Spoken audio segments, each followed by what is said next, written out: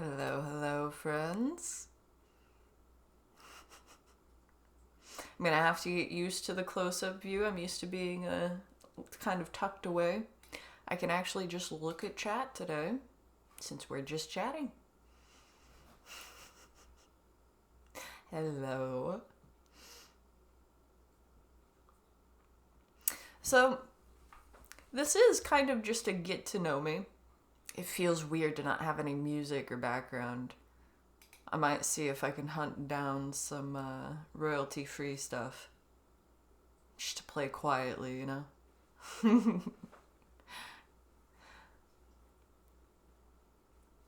But yeah, this is a Ask Me Anything, but also I've been thinking about this because we've been playing a lot of Zomboid here. What item in your house would you be the happiest to find in a survival game?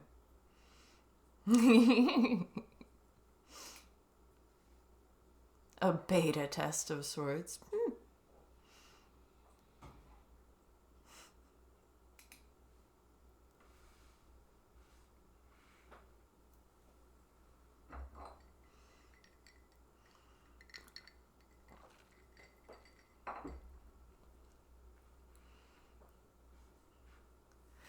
Of course, there is the issue of not knowing what to talk about when nobody's talking to me. Now, I'm just going to answer the title question for myself for now. I am kind of torn, though. You're setting up the thing. Fair, fair. I think I'd be happiest either with the food, you know, like the canned goods, the non-perishable type stuff. Especially the seasonings. Like, my character would be set for a while off of all of the seasonings I have in real life. They would not be unhappy. They would, in fact, be a very happy camper. With, like, in Zomboid, I also have a baseball bat. Could probably scrounge up some nails out of the cabinet as well. Like, there's a way to make that really work in Zomboid. Feel like it's going to depend on the survival game that we're talking about, though.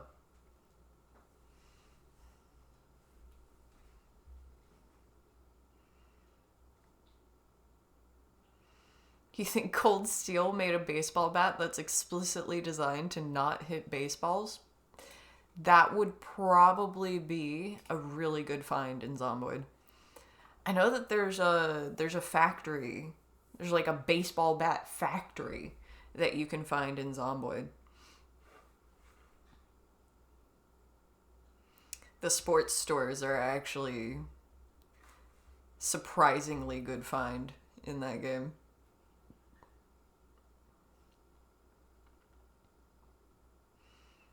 If it was Green Hell style survival game, I think the things I'd be most excited about would be like the cooking implements.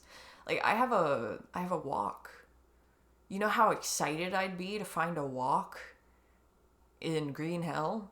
The containers that you can boil water in. I remember that was actually one of the first difficulty curves that I ran into with that game, where most of the things I was finding, but for some reason I could not find the coconuts. My inclination was not to wander fast in that game, even though the way it's made, you kind of do want to wander fast. Like in real life, the jaguar not having spawned in yet, because you're within the first few days and the difficulty is a little bit lower, is not an option. And I remember the first time I left the little, like, safe island in Green Helm. Jaguar was, like, literally across the log bridge. Just waiting for me instantly. He found it.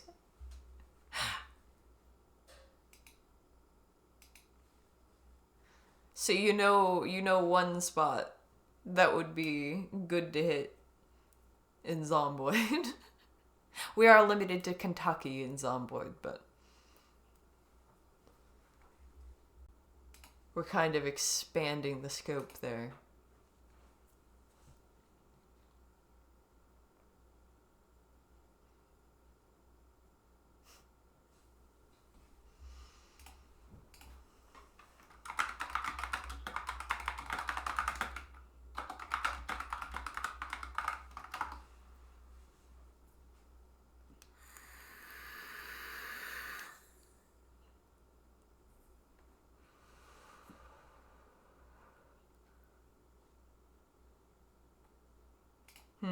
It looks like playing music is a little bit more complicated than just hunting down stuff that's royalty free.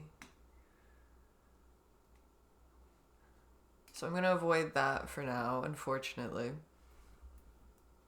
You don't even know if Cold Steel have a factory in Kentucky? Kind of questionable. They're based in Texas? Okay, so that's an option for some of our group. Anybody close enough to Texas? Do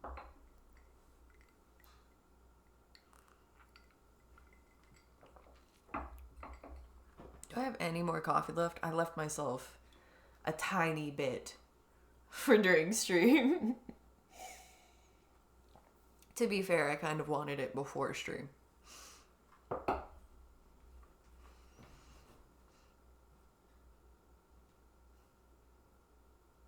Part of the reason I'm doing a just chatting stream right now is that I have a delivery that I've been waiting on since yesterday, but like something went wrong when it was supposed to be delivered, and I'm in this perpetual state of do not leave it out in the snow.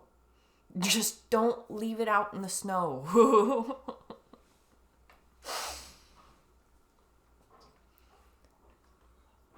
I would end up being distracted if I was in a game anyway. They do make some of your favorite weapons in Texas. That makes sense. That makes a lot of sense. It seems like it would be a good spot for it. I feel like a Texas Zomboid map would be interesting. It would be a lot bigger, you know? Like, the scope of that is much larger. What's Kentucky compared to Texas?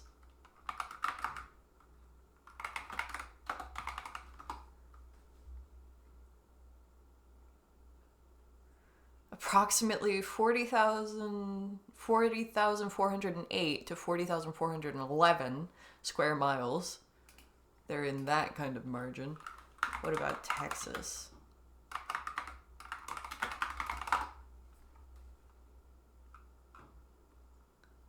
$268,597. So yeah, Texas is much bigger than Kentucky.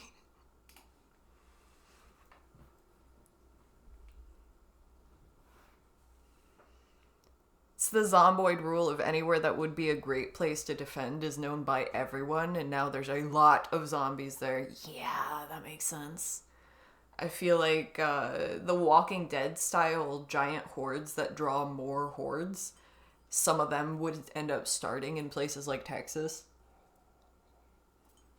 There'd probably be a few military bases too, just because the zombies would be harder to get rid of. It's what we were talking about, I think it was like just yesterday. A zombie wearing a helmet is a lot harder to deal with than a zombie that's not wearing a helmet. And I ended up thinking about it. I thought about it when I was playing Build 41, when I was deciding whether I want to wear armor or not. And a helmet doesn't actually help you all that much against zombies. Like, yes, there's this inclination. It's nice to be able to cover pretty much everything, but the neck is a lot more important to cover than the head. And that's not going to impede your ability to deal with the zombie if things go wrong. Of course, that isn't a consideration for the individual. If it's not zomboid rules of, you know, you're controlling somebody else now. That doesn't work quite as well, but also you can be considerate of others. Yeah. Hello, Karen. Happy to see you. Welcome back.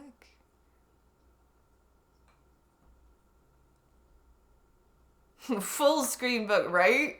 I'm so not used to being here. Used to sort of being off in the corner. I've got the chair behind me just in case my cat wants to join. If we're lucky, then she will join us. One of the most important military lessons of World War I was not marching in formation because machine guns are really good against formation infantry. That makes a lot of sense.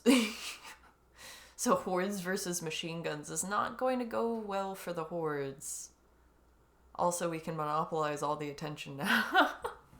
Yee, you guys, yeah. You guys get my full attention? Yes, I am on the yoga ball. My back was bugging me today anyway. I have multiple reasons to just be chatting today.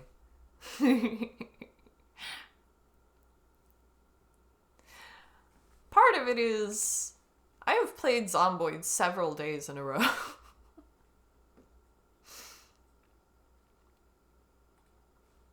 I go into phases like this. If I'm gonna play any game several days in a row like that, then it's gonna be Zomboid. But also, I don't want to get stuck in too much of a rut.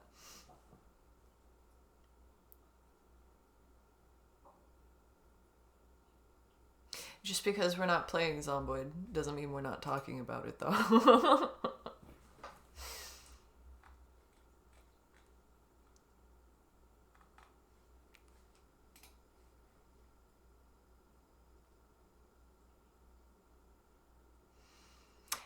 Alright, then that's why I have the yoga ball.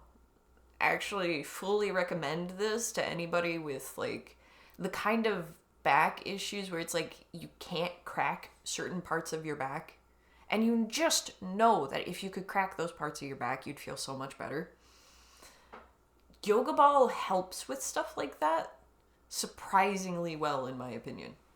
Don't know if it'll work for you, but it's worked really well for me, just being able to swap back and forth between a chair and a yoga ball. Like, sometimes my back wants one, sometimes it wants the other.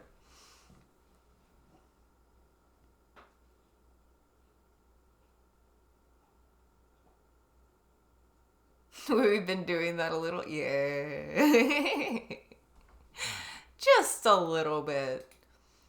Oh, I do genuinely love the game, though.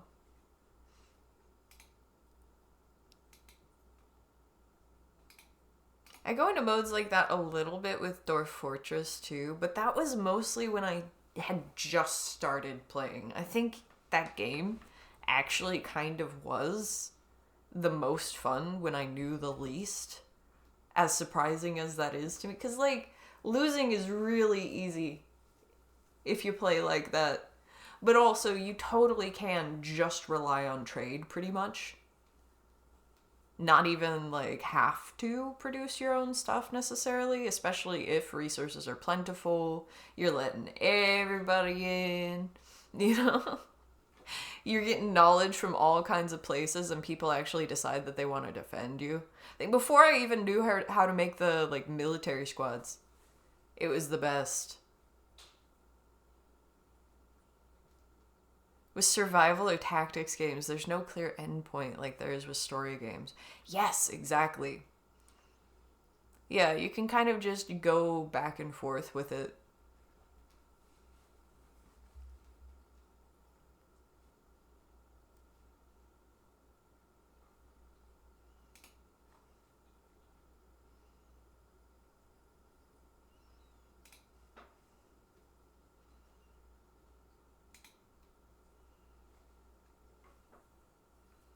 Avorion is kind of like that. Before red sectors are unlocked, it's just more optimal to trade than mine. Yes! Yeah. It's that kind of thing. where like you have to have so much set up already in order to make it viable that you end up in a race, especially with scarce resources. Especially if you live near elves because you gotta find magma. Although that's always a good reason to find a volcano to set up on. They usually have good resources too. Even when resources are scarce. So their I'm done point isn't as clear, but they're not like endlessly replayable even if you can sink hundreds of hours into them. Yeah. It's just harder to find the I did everything point when there's no credits. Absolutely. I think that's why, like, it's a very small amount of games that I have in my library right now that scratch that particular itch of circumstantial storytelling. Where, like, Zomboid, it's different every single time, even when you've learned the rules. You are observing somebody's individual story. Even in the same place. You know, we're dealing with the same towns. It's not going to turn out the same way. Dwarf Fortress, they literally generate a new world each time with its own lore. Like, you can go into Legends mode, and it's a whole storybook. And there's a range to it, too. You can have it generate 100 years of lore, or you could have it generate 500 years of lore in that world.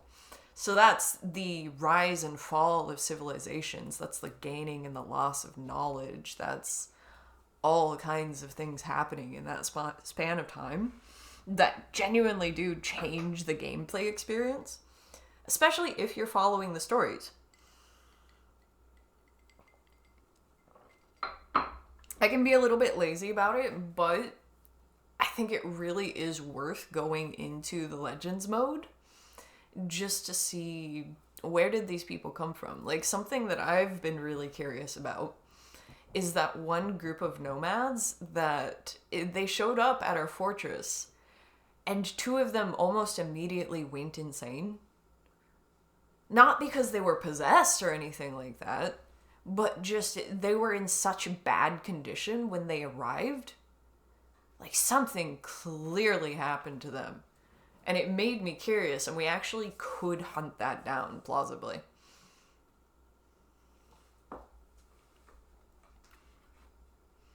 That's the kind of thing that Legends mode is useful for. At least to me, there's all kinds of stuff you can find out there, though. There's history to the locations.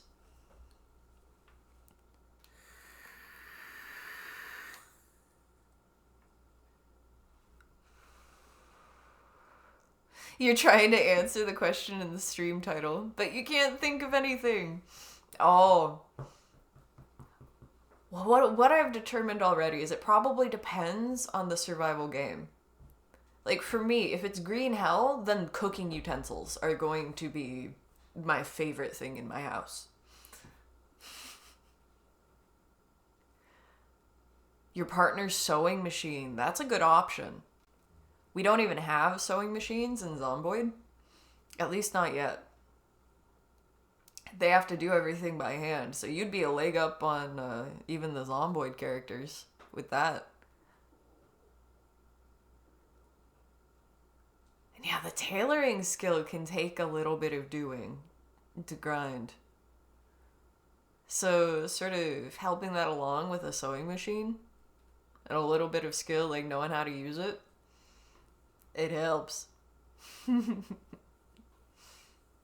Clicky, you have the opposite problem. Can you think of too many things that you would want in a survival game? I guess the real question is, what would give you the most utility? Like, which ones you'd be happiest to see in a survival game? Dried foods are always going to be a good bet. Fire making kit is something that could save a Zomboid run. At least Build 41, especially. Like, Build 41 was harder to make a fire. But also matches. Stuff like matches and lighters and things like that. Like, do you buy your lighters in bulk? If you buy your lighters in bulk, literally just having done that recently means that you have a stock that would be invaluable in Zomboid. Because, at least from what I've found so far, I don't know, they may have added some equipment since I last was looking at the crafting. It's part of why I'm going back to it. But there's no way to make something that can light a fire in Zomboid, last I checked. Like, the lighters are refillable now, which definitely helps. But it means that it's a limited resource if the zombie respawn is off. Because the zombies do drop matches and lighters and stuff like that.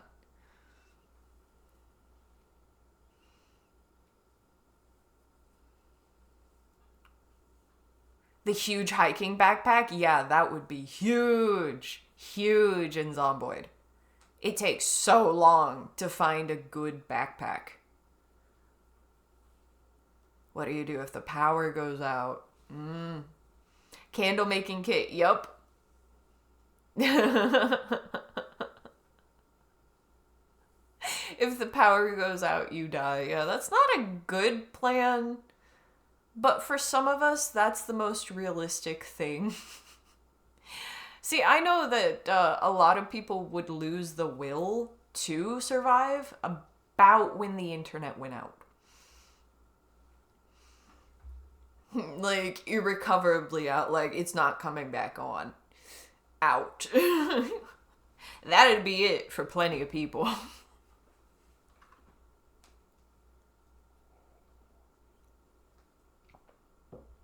Not saying it's right. I'm just saying we have to be realistic about these things.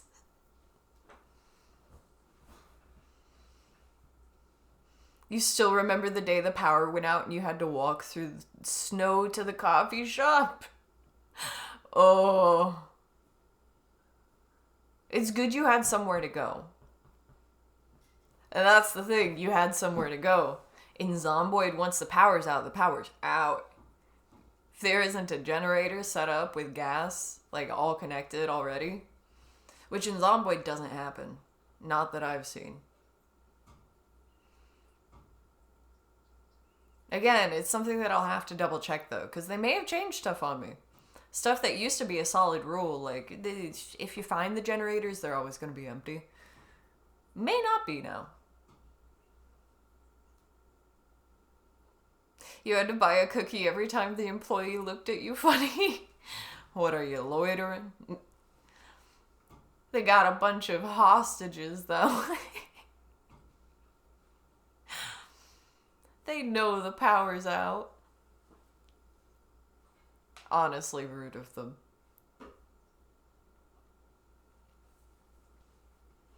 But also, you get a cookie every time someone looks at you funny. What would be my item and why is it the yoga ball? Well, you see, when the zombie runs at me, I just bounce it away with the yoga ball. And if I surround myself in yoga balls, then they will all just bounce off of me. Actually, come to think of it, as long as they're not the, like, smart kind of zombies, you could set yourself up in one of those human hamster balls and just kind of run through them. You just gotta make it something that's unpoppable, you know? Like, it would have to be a... My mind goes to hard case because I'm thinking of, like, instrument cases. You know how there's the soft floppy cases and there's hard cases to protect them? Yeah. So I guess my solution to the zombie apocalypse is human hamster ball. But for real, though, if it was Zomboid, then it's the baseball bat. Especially with there being nails in the cabinet, you know? That can be turned into a spiked bat pretty fast, which at least in Build 41 was very, very strong. Beyond that, hammer and screwdriver, essential items in Zomboid, but pretty common. Canned goods, non-perishables in general, very happy to see those. Really, how happy I am to loot my house depends on how early into the apocalypse it is. Because again, if the power goes out, it gets sadder. Things go bad.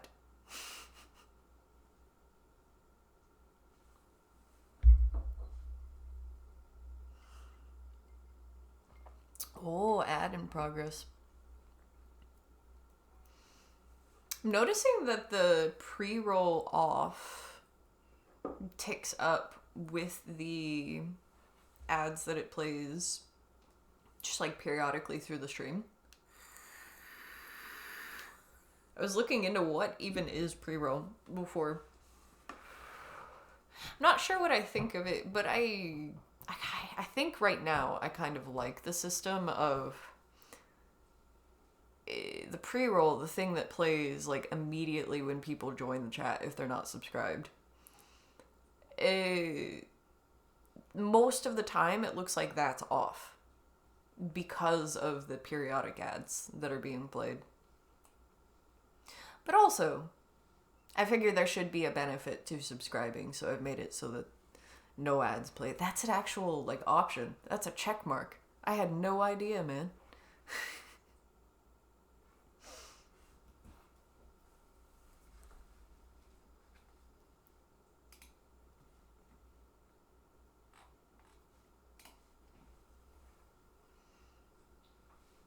Pre-roll versus mid-roll. Yeah, apparently it is a big old debate. I know that I personally hate when I open a stream or a video or something like that and it immediately plays an ad.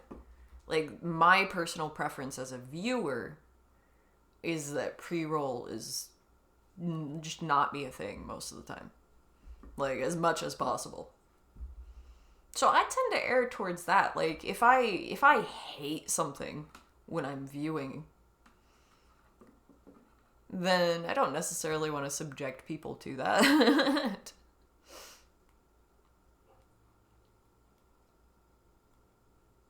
People will wait for pre-rolls for a streamer they know, but won't for a streamer they don't. Exactly.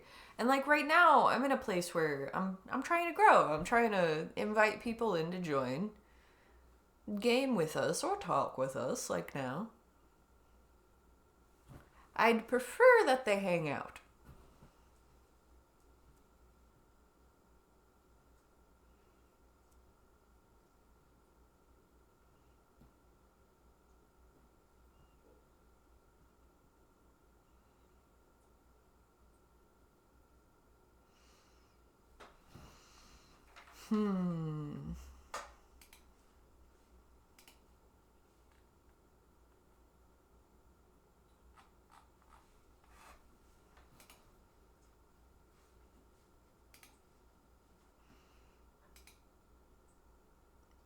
What other survival games can I consider this from? The Long Dark. I think I'd be happy that there was just food in the house. Blankets too. Oh man.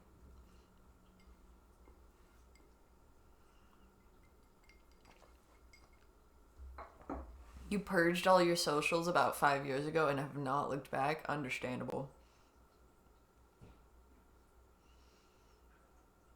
A lot of people also make TikToks and shorts and whatnot out of stream clips. That's something that I've considered. Apparently, short clips and stuff like that, like the YouTube shorts and TikTok stuff like that, apparently it's very big right now. I've looked at TikTok, but it's not something that I like looking at. Does that make sense? Like, I don't spend much time in YouTube Shorts anymore either. It's basically the same thing, just very short form content. I think the only social media that I use for, like, personal purposes would be YouTube. If we're gonna count YouTube as a social media, which I think technically it is, right? You'd love to watch me play a game blind. All of the games that I have been playing, I'm super familiar with. Fair. Stardew, I was relatively new to, but I had already gotten a few hours in, so I wasn't like complete newbie to it. What could I do that with? Do I have anything that I haven't played before? I've been playing some Condemned Criminal Origins as like a video. Haven't edited that down yet. That one is tough. I don't know if it's just the conversion of like console controls to PC, but the blocking in that game is rough.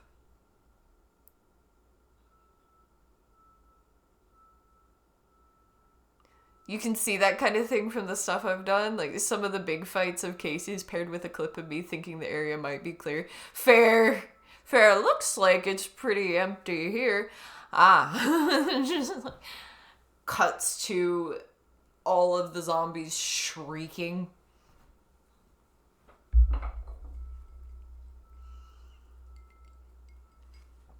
I feel like Casey Burden will be a star for stuff like that.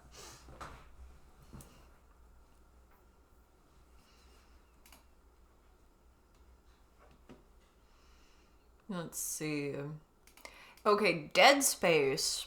I do have Dead Space 1, 2, and 3. I was sort of torn between playing that on stream or just doing like videos of them. Because I've played part of the first Dead Space. Just like the first like intro section. But I'm not much of a console gamer, and at the time I had access to it on console. And the controls kind of just confused the hell out of me.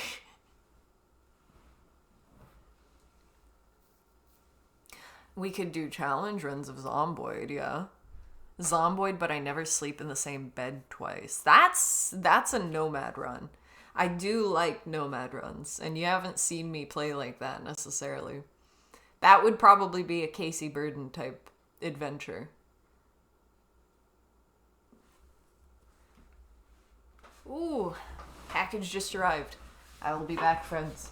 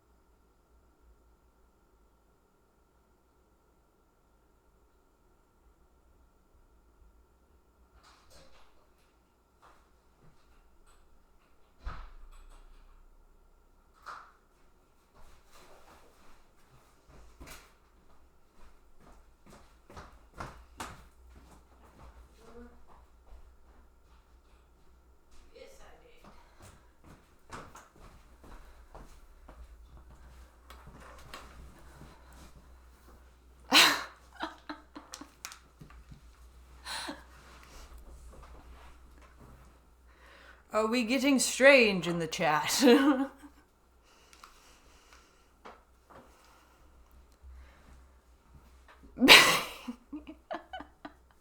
Oh, holy shit. Thank you. Thank you.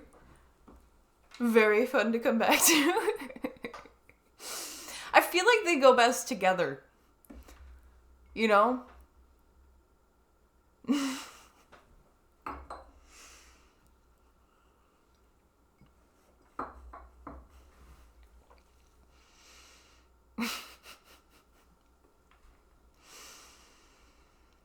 I ran up and down several flights of stairs. You'll have to give me a minute to catch my breath.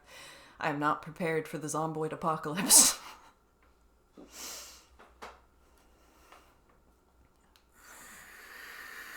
Not like that.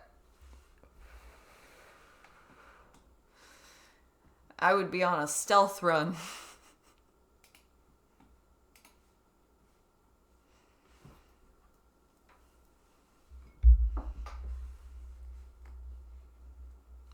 Monster Hunter World I've played, but it's been a while since I played it, which may give some of what we're looking for as far as I'd have to be figuring it out. It would definitely be challenging.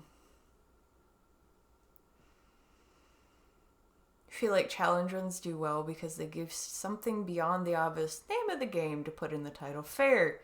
Yeah, it's something recognizable where, like, if you don't know the characters whose stories we're following yet, then you have to kind of just be interested in getting to know them to click on the video. Today, by the way, let's see, it's Thursday? Yes, today is the first day that I will be posting a video on YouTube. I've got a few lined up. I'm actually scheduled out till like the 15th or something like that for every other day, and both days on the weekends. They're just the old VODs with minimal editing to cut out breaks and stuff like that. But I'm excited about it.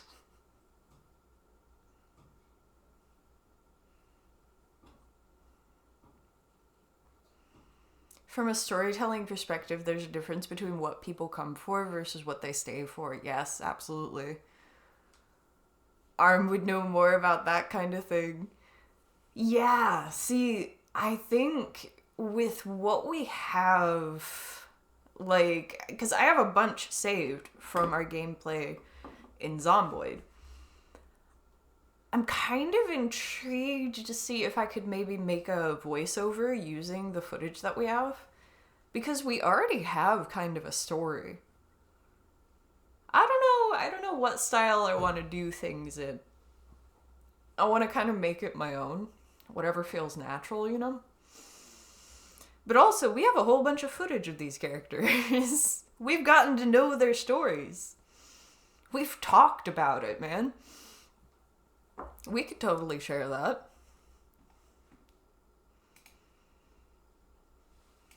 That's a good way for people to be caught up by the time they join us on stream. You know, they're as invested as we are.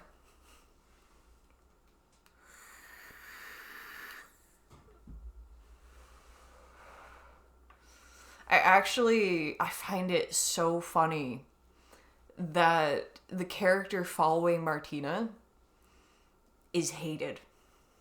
I kind of love that.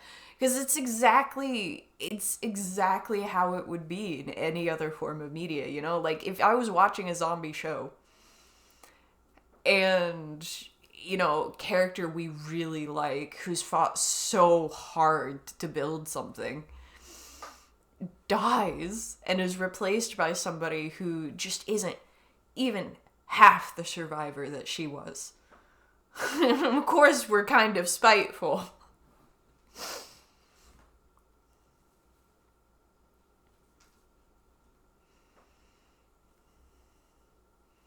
It's like Vader, who everyone loved, and then Kylo Ren, who everyone hated. Yup. Yup. And see, maybe we can make him a villain like that, though.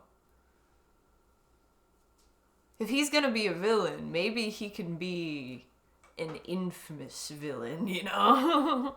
You can't have another badass follow Vader. No, you can't. They're going to look weak and whiny in comparison. Even though Vader was kind of whiny in moments. We have a few scenes where he, oh man, he does not know how to handle himself. Just emotionally. He just needed to be taught some emotional regulation at some point in his life and was not. Because circumstances. It makes sense. That one Vader hallway scene in Rogue One. I think I may have watched Rogue One. I haven't watched some of the newer stuff. But I think I may have watched that one.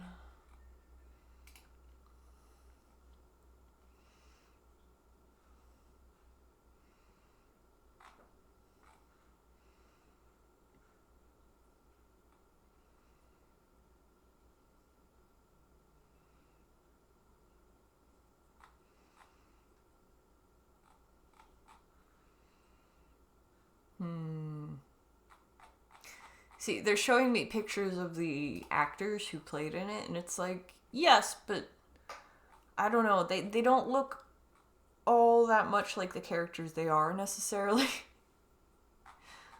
Just in their IMDb portraits. I don't know if I watched that one. I'm actually completely unsure.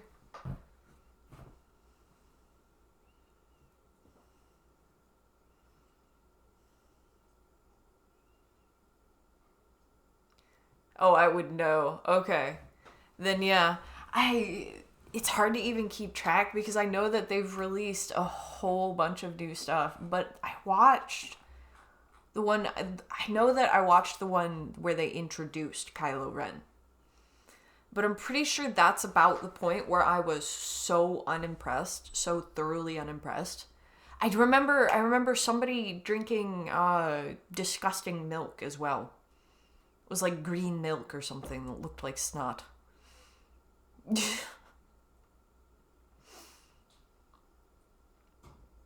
Kylo and Vader is a really good example of that, though, just as far as public opinion, because they're both villains, they're both antagonists, but Vader is so much better received than Kylo.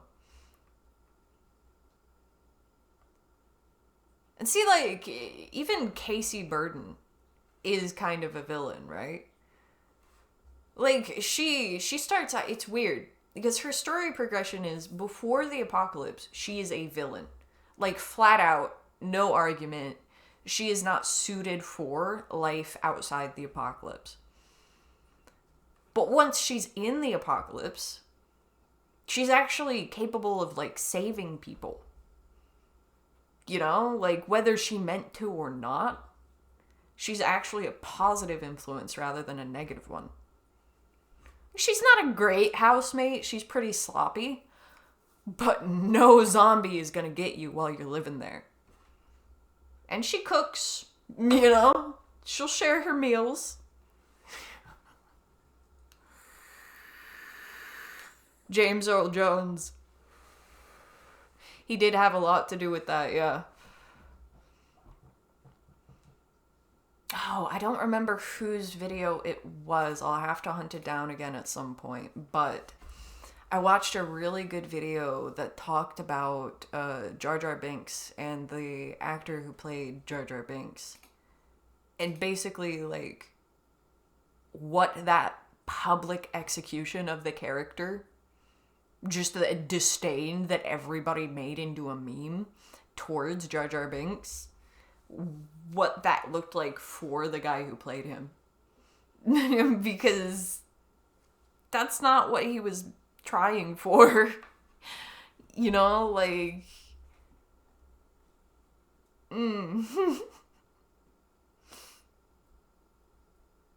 Mufasa's character in The Lion King is supposed to be kind of whiny and doesn't really come across like that. James Earl Jones voiced him too. That's a really good point. I think Mufasa's character probably would come across as kind of whiny in the original Lion King. You read Lion King? Oh no!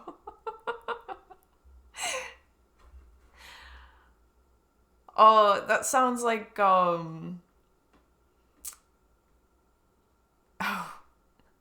what Liver King always wanted to be. Yeah, that's what it sounds like. Yeah, that's a different film. That's a different film.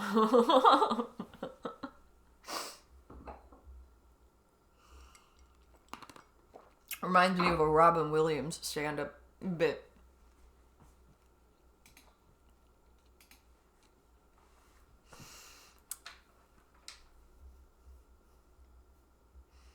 Speaking of well-acted characters, man, I miss Robin Williams.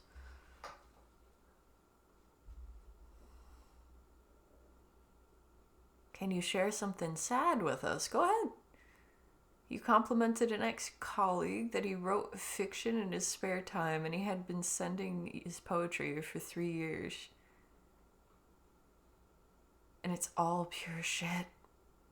Just the cringiest garbage. Oh no.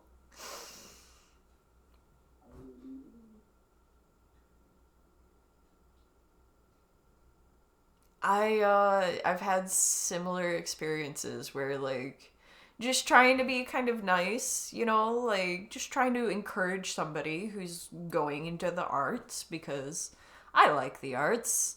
I like doing the arts too, Like, of course I'm going to be encouraging of that. Sometimes people really latch on, and for some reason musicians, certain sorts of musicians, especially pianists, and uh, writers of certain genres tend to latch on like that. I really don't understand it. Like most genres, once you stop like giving feedback, they'll stop sending you stuff. But certain genres, I think it's stuff that taps into emotions, especially poetry sounds like something that would be they would feel like you're getting to know them through their writing in a way. It's been 3 years since you quit that job. They were a coworker. Yeah, an ex-colleague. It just makes it so much weirder because it's like, oh, like that's you want to be able to keep it professional, especially when you're working at the place, but that's really awkward. Don't be sorry for the tangent at all. I can see why something like that you need to share it at some point. Tangents are exactly what just chatting streams are for. I am doing nothing else except for looking for things to talk about,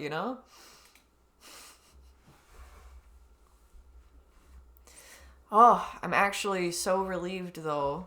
After this, I'll have everything pretty much done that I need to do before more snow hits. And just in time, too. I'm hoping that it isn't actually that much snow, but I am worried about the ice that might happen. Every time you received one, you go, oh no, the cringe delivery is here. Well, I'm trying to think of ways that could be used, because you have a reliable cringe delivery. If you ever wanted to prank somebody, you've got reliable cringe delivery.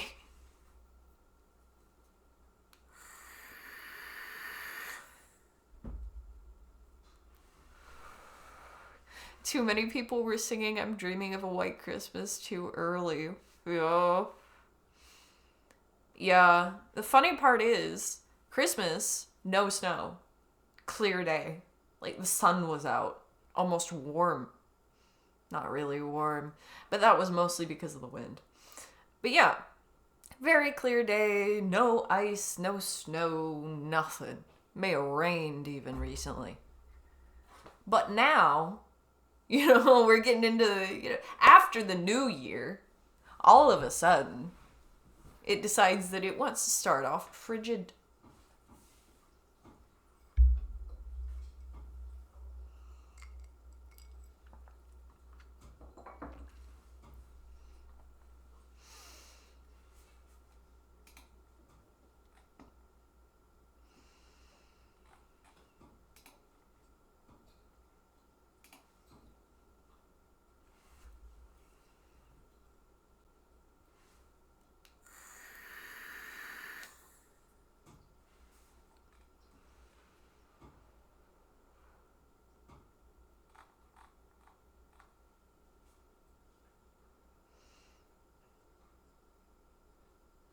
See, now we're at pre-roll off for 51 minutes and it only builds up to 60.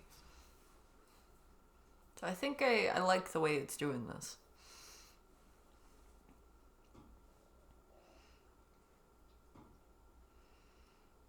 Eurovision. I know that I've heard of that. Eurovision Song Contest. Oh, yes, I've seen people play on that. It's usually like stuff on YouTube that I've seen that.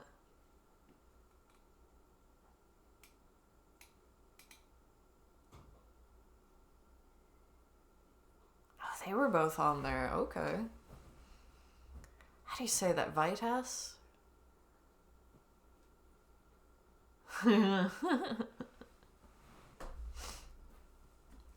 Yeah, I didn't know it by name. I had to look it up. But then I probably have seen people, like, individual performances from there.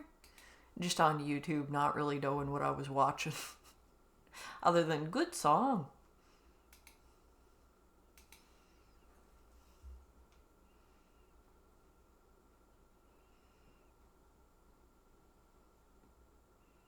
Australia, isn't it? Yeah, the way it's described is just international.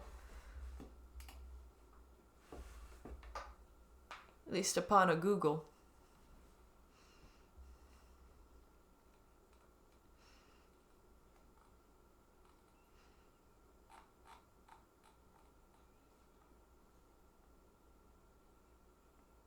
It's by British Crown proxy. Oh. That brings some interesting history into it, doesn't it?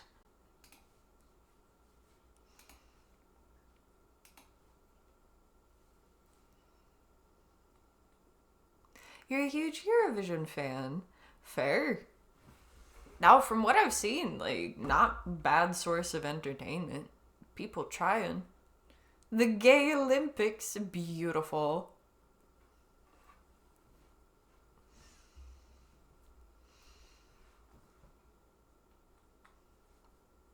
Been watching a lot of shows recently. But not like... I don't know. Modern Family probably was aired on TV initially. But I'm just binge watching it. I've been thinking about binge watching Lost as well because I watched a video recently that was talking about how it was actually almost made for the binge watching era, but before the binge watching era. Because I watched Lost growing up when it was like you had to wait a week between each episode. I hated that way of watching things. To the point where, you know how even like Netflix and stuff like that, the binge watching streaming sites, they'll release things in parts. It's like, oh, here's a fourth of the season to work with. You know, that should keep you busy for a little while. No, I'm done with that in a day. I'm waiting until they've released everything.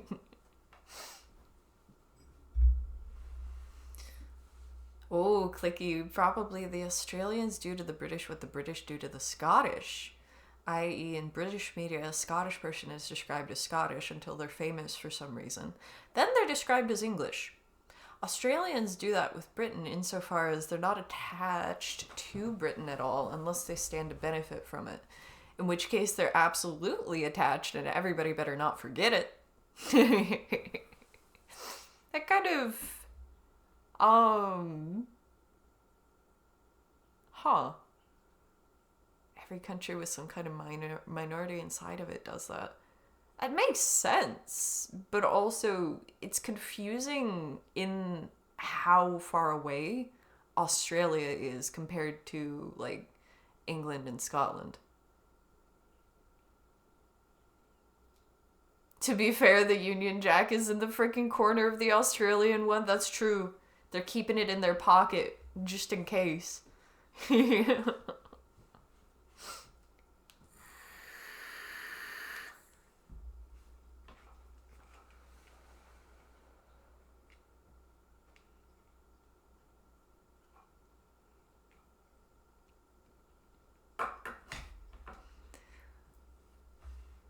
Man, it was a cardboard box. The delivery, the thing that just arrived, it was in a cardboard box, and they just plonked it down in the snow.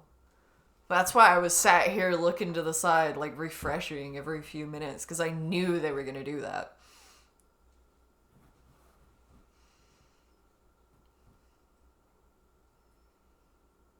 Feels like the flags of half of Oceania. Oceania? Not sure that I've pronounced that before. I've definitely read that a lot. Not read it aloud.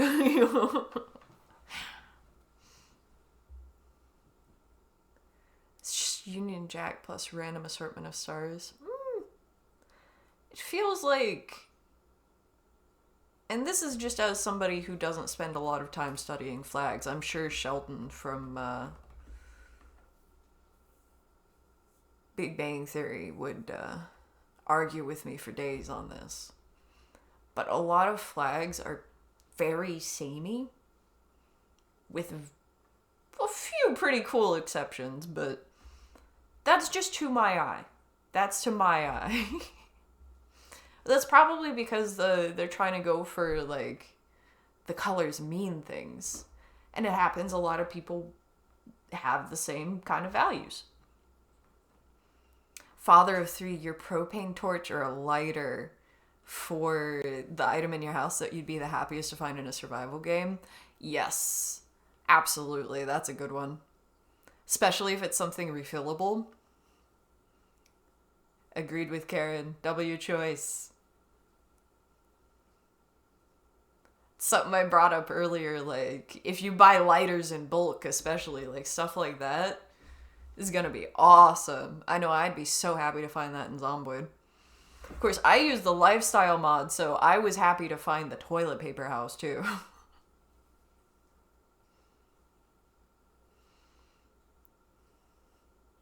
This is the exact reason why a Dutchman and a Britishman should never be allowed to have a drinking contest.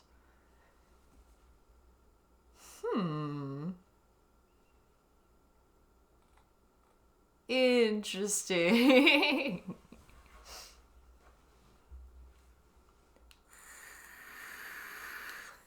Because the flags are also similar.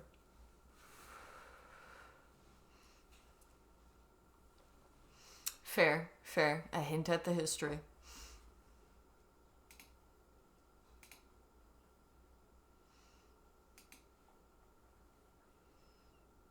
The coolest looking flag in the world. Ooh.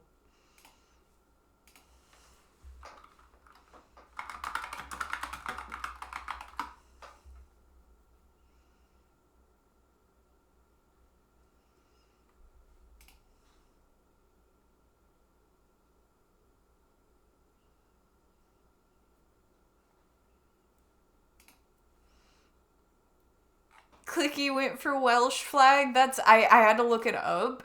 I looked up flag with dragon. Yeah. I agree with Welsh flag as far as the ones that I can remember, cuz just having a dragon on the flag is kind of cool, bro.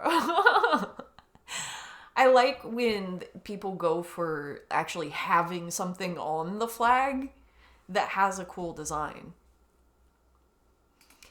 Vatican flag. What is the Vatican flag? I'm looking that up too.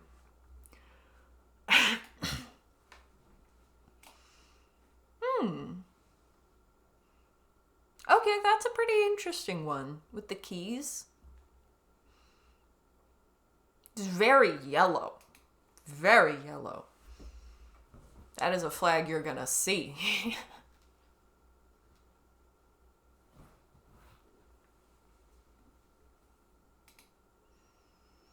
Oh, what else?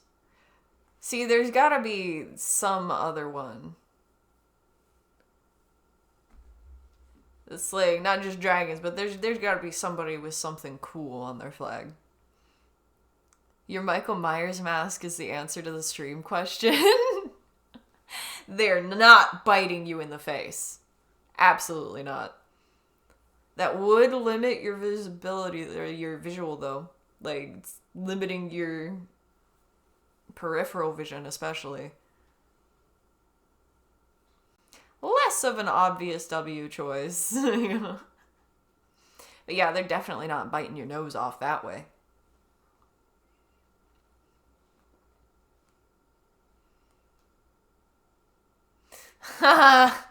You're messing with the living eye. Knew it. I was talking about helmets earlier. Because again, like, your neck is so much more important to protect from the zombies than your head. Most of the time, they're not going to be able to get a hold of your head unless they've already grappled you. That just makes it more difficult for the living if you become a zombie with a helmet. I think the bikers would be the most annoying to deal with. The ones with proper helmets. Everyone out here playing Zomboid, Arms playing Tarkov. That's what it is. That's what it is. You will not loot me. You might kill me, but you won't loot me.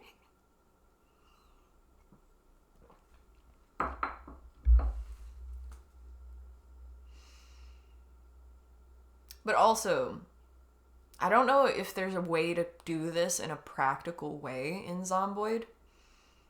I feel like the zombies with helmets on shouldn't be able to bite you. Sure, they should be able to scratch you, lacerate you even, but I don't think they should be able to bite you if they have a full helmet with visor and all of that.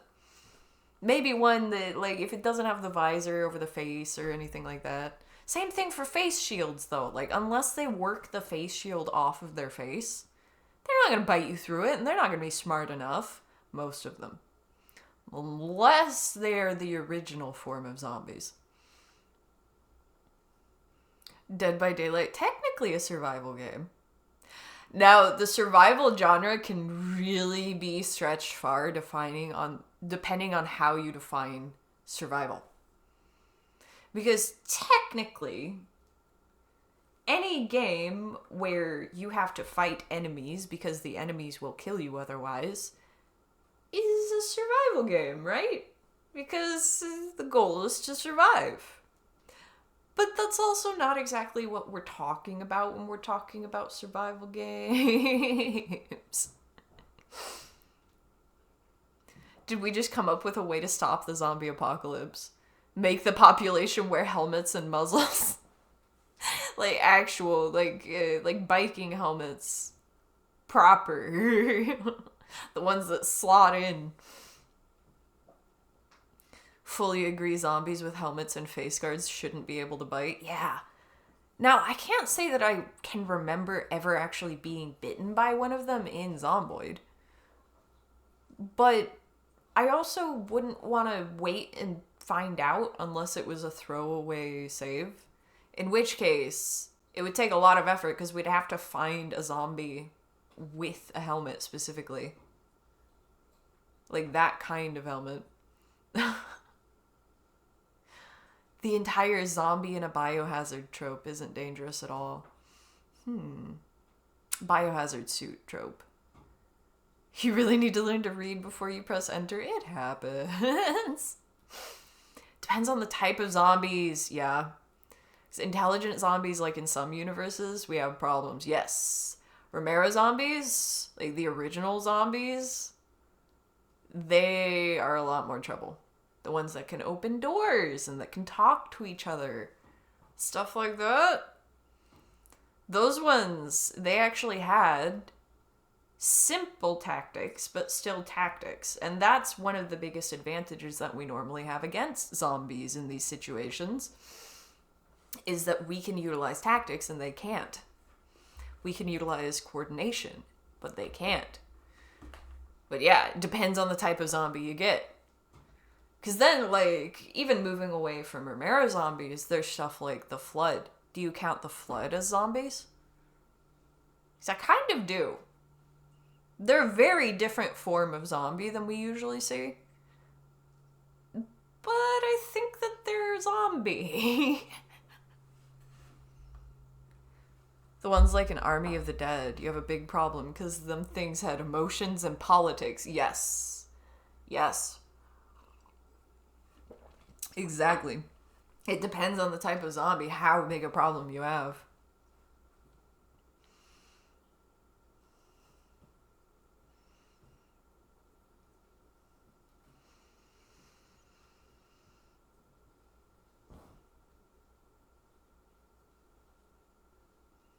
Entire zombie in a biohazard suit trope isn't dangerous at all, though. I feel yeah. Human nails and teeth and stuff like that aren't really meant to be breaking through stuff. Not really. We can crunch a little bit. But it's generally advisable to use a tool with your hands, like a nutcracker, on certain nuts rather than just popping them in your mouth, you know? We can do it with a pistachio, but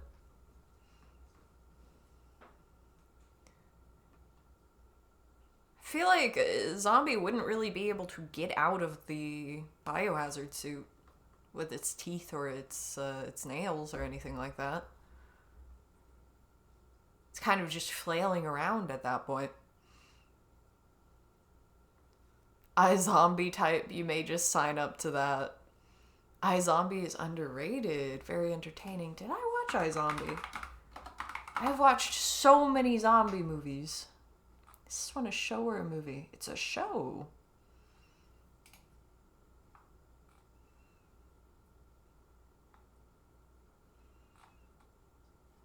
Something to add to my list if it's one of those that are underrated.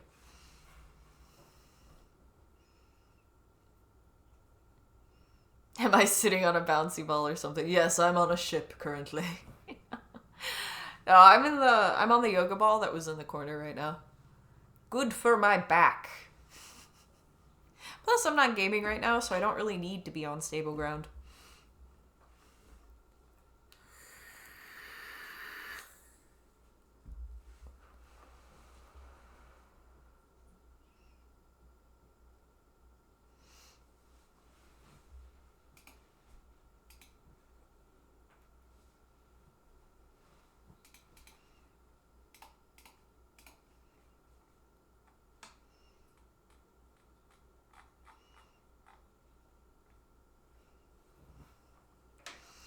Yeah, I feel like type of survival game changes my answer for the title question.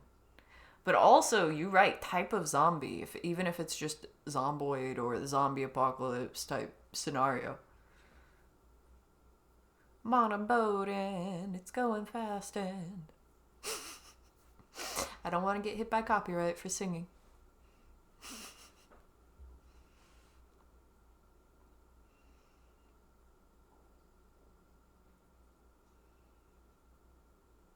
Karen wanted a challenge mode for games. Yes. We've been thinking of this. Let's say for Stardew.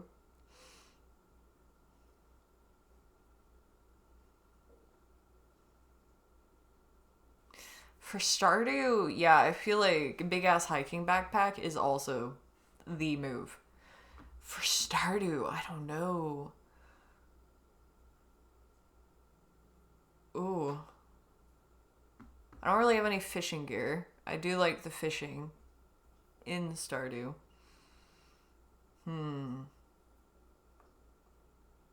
Food isn't really like a requirement. Actually, okay.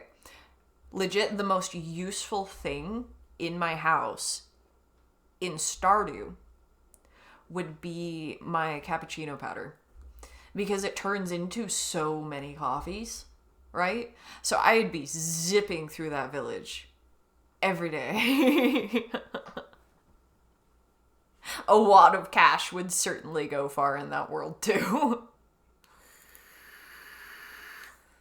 Fishing while on a yoga ball would be thematically satisfying with the boat metaphor.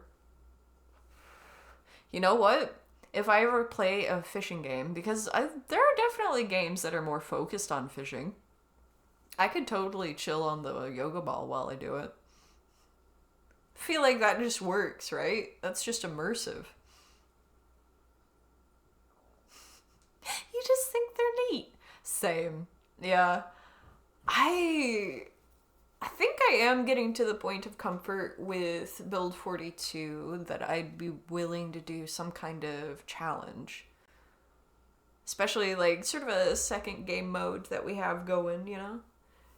Because we definitely want to see what happens to Myron, right? We gotta see how Myron dies. Better question is, how long would you last if Myron was with you? Oh. See, for me, the question is, how long would Myron last if he was with me? Because I don't feel like he would be for long.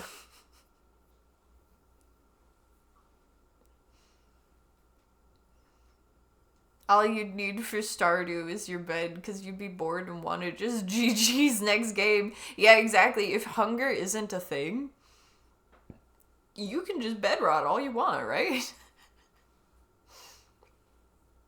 Yeah, we gotta see how Myron dies and then throw a party when it happens. Absolutely.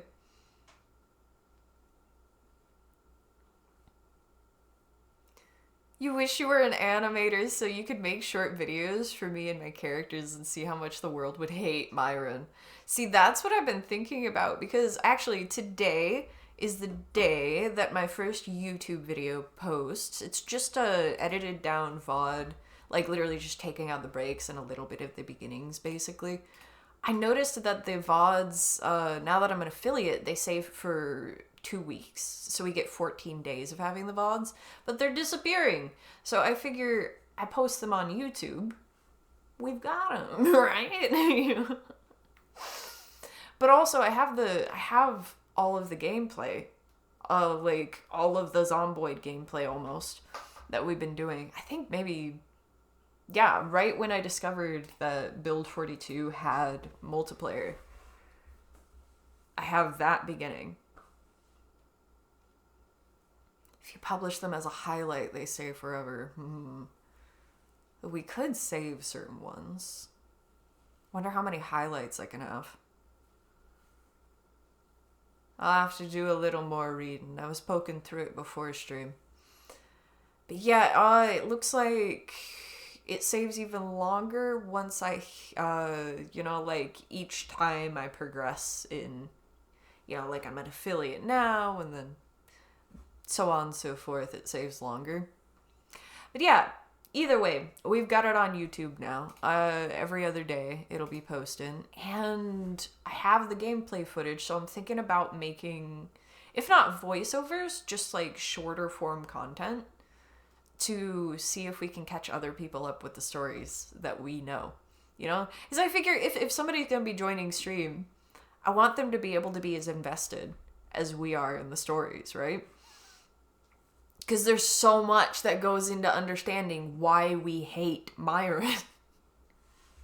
Anybody new to that just isn't going to get it if there isn't an explanation.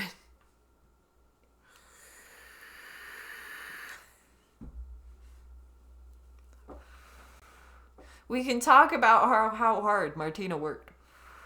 But it's different seeing how hard Martina worked.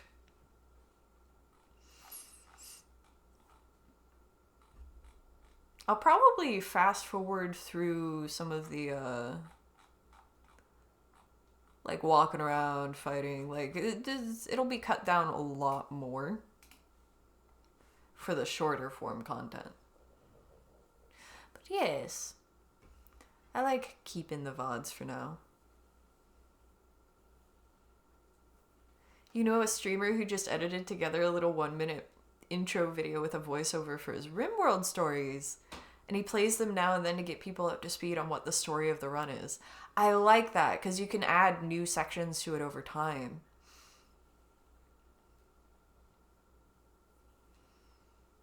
They're gonna be like, what did Myron do to have so many ops? Exactly. Why is Myron the most hated man in Kentucky?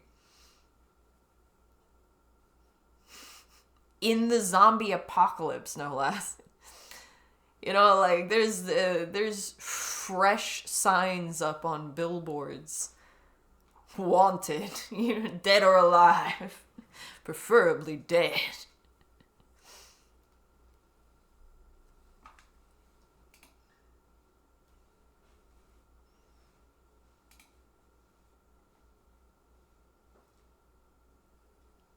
Oh, you have a good night, Karen. Was good to get to talk to you. Happy that you made it.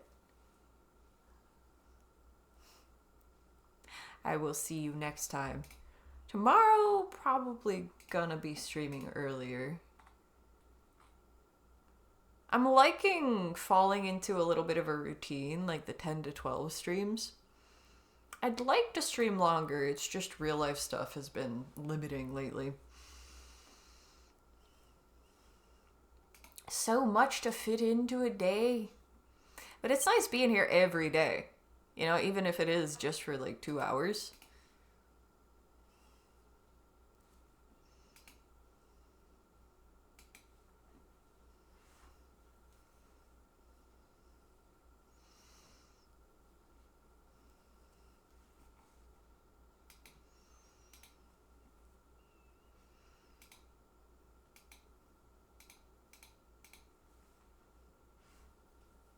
Oh, what else?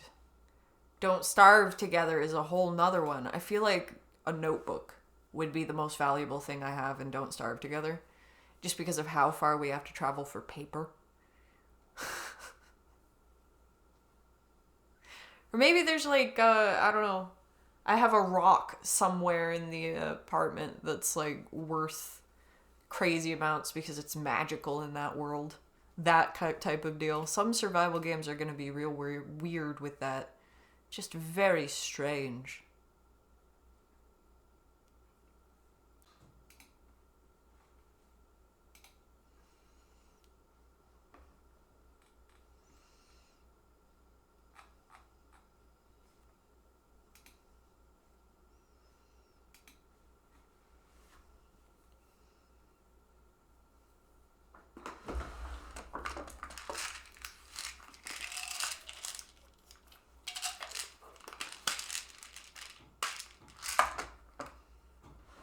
Are you limited by the game's mechanics or what you can actually do in the real world with it? See, the premise is a survival game. So I'm thinking limited by the game's mechanics. Because then we can answer it for different games, right?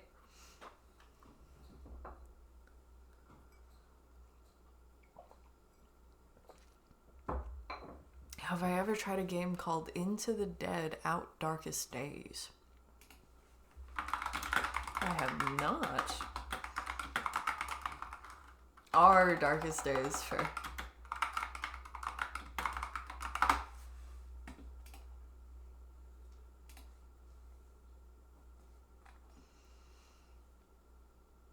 It's a 2.5D side-scrolling survival horror game.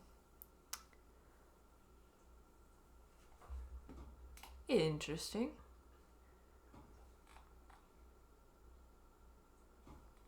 Texas, 1980. Walton City has fallen to a zombie outbreak. Lead a band of desperate survivors from refuge to refuge by scavenging, crafting, and fighting in a relentless struggle for survival. Plan wisely, stick together, and above all, keep moving if you want to make it out alive. I'm seeing the video on Steam right now. It looks like what phone games want to be. You know, like all those ads for phone games?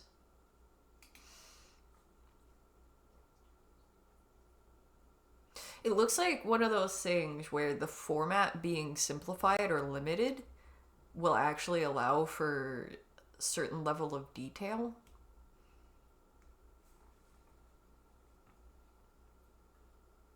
Like, I'm seeing state gained grief, stuff like that. Would be nice to actually have other survivors. A lot of the, like, zombie survival games that I've been playing, like, a lot of the survival games in general that I've been playing, it's a little bit lonely. It's a guy alone in the woods, or, you know.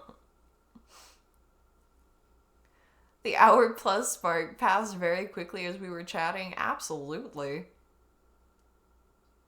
You guys are easy to talk to.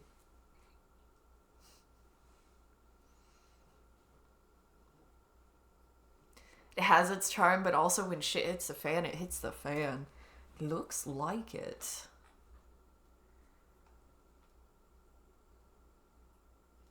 Balance the physical needs of the group, like hunger or exhaustion, as well as psychological needs like despair. Heal survivors from injuries like broken ribs and try to manage traumas like nightmares. Oh man. Can you imagine having like a PTSD dream and waking up screaming in the middle of the night and you end up having to change bases because zombies know where you are now? Like, Oh no, scary dream. Oh no, scary real life. That's what you struggle with. Having no NPCs or anything makes you lose interest. Very fair. I feel like there are plenty of zombie games with, like, other NPCs, you know, like other characters, other living characters. There we go. We got there eventually. Technically, the zombies are NPCs too, I suppose. Zomboid's been upping my awareness of this by giving them IDs and stuff. They have names now.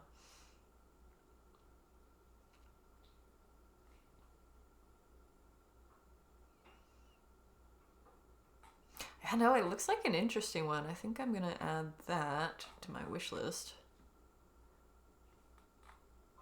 So it looks like a fun one. It's early access too.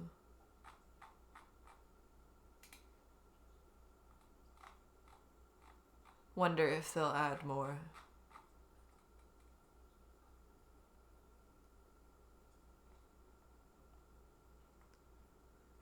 And from what I'm seeing, it actually has story as well. We do love a good story. There's nothing scarier than someone being infected and not knowing if it's the zombie infection or just a regular infection. It's why you adore State of Decay, because it feels like you're fighting for more than just how long you can survive. State of Decay is another one that I thought of. I don't... Do I have that one? Don't think I do. I think that's just one that I've watched.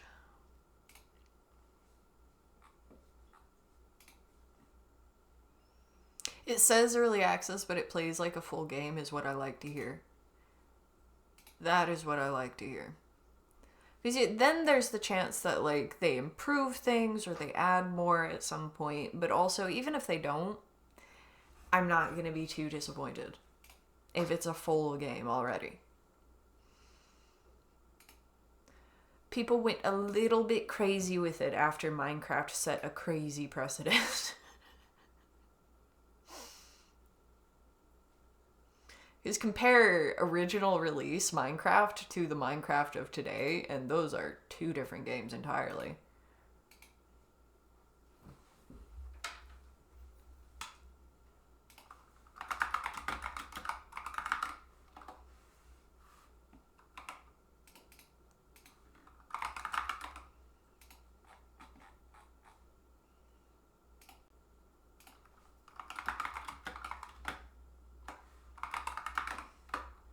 Yeah, I don't have that one.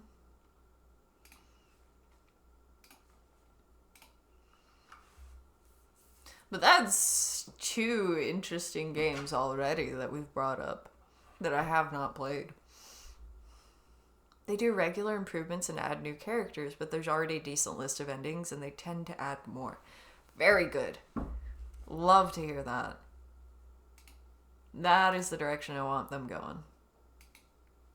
I feel like people are starting to be more sensible after some very negatively received sort of bait and switches. Like, oh, we're advertising this game as being, like, really cool, but we're going to release it completely unfinished and not actually delivering on anything we said it would. A lot of people responded negatively to that. With a few different games and game companies, probably. Oh. There's a little bit more pressure to not do that now. Alien Isolation was pretty good until you figured out how the AI system worked. I think the funniest Alien Isolation video that I've watched is the guy that goes and finds places to sleep in different horror games. I don't remember exactly how it went in that game, but he had quite a time trying to find somewhere that was viable for it in that game. But I imagine it was a similar process for him where, like, once he figured it out, probably was a bit less scary. But he also was very easily scared.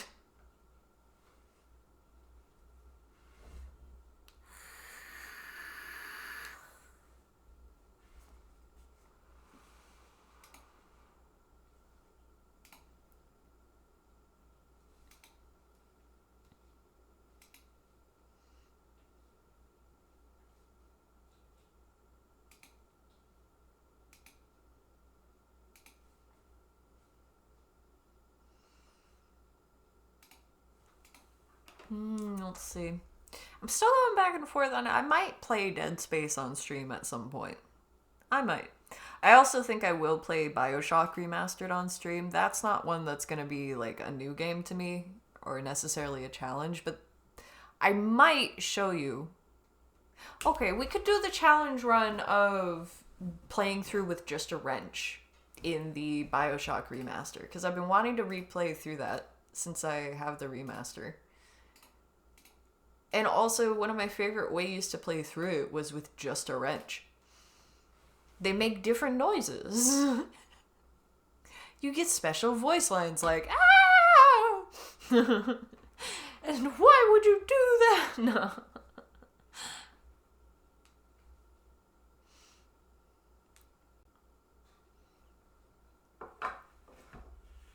There's 2 AI controlling the alien.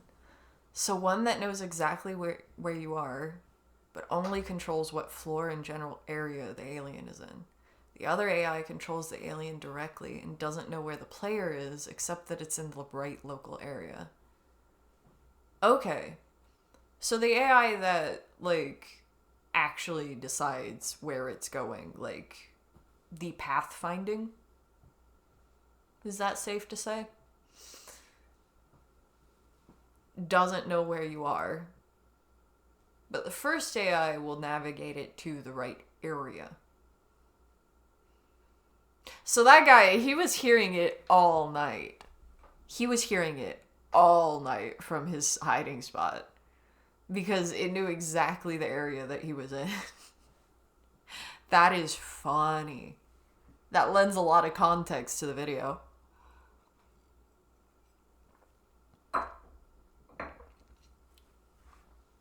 It's something that ARM likes and dislikes about certain games. Once you figure them out, they lose the charm and appeal. Yeah, I find that I feel like the stakes are the highest and I enjoy the game. You know, like I get the most immersed, especially in horror games, when I haven't died yet. Because once I die, it actually takes some of the mystery out of it. I'm thinking of games like Amnesia: The Dark Descent with this, where it feels spookier when you haven't died yet and you don't know what happens when you do. Do you start over at the beginning? How far is it going to send me back? I haven't gotten any save options. You know? Like, it's... You don't know. You don't know. It feels like a bad thing. But then once you do die and it only sends you back a little bit, you're like, okay. I don't need to worry about that anymore. That's what you were saying about certain games that actually have a real explanation for the lose scenario. It isn't just, you died and respawned, forget about it. Exactly, yeah. Yeah, like, the only game that I can think of right now that does anything like that is in the Forest and the Sons of the Forest, I think. They take you to their camp and they tie you up. And generally you can get away by just grabbing your stuff and running. But sometimes they catch you when you're trying to escape. That and Kenshi. Kenshi is actually really punishing with it, depending on how often you save and how many separate saves you have. Yeah.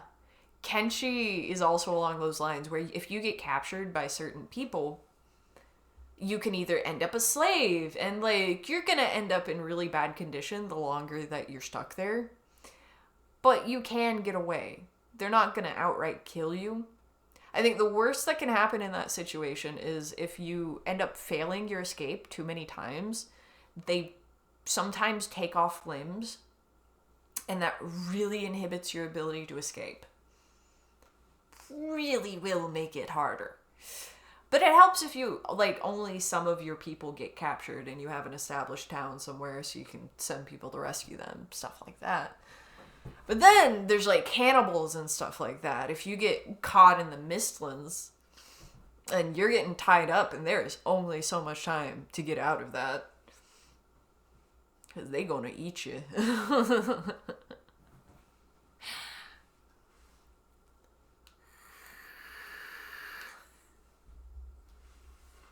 That, and it's actually one of the most punishing things in that game are the wild animals.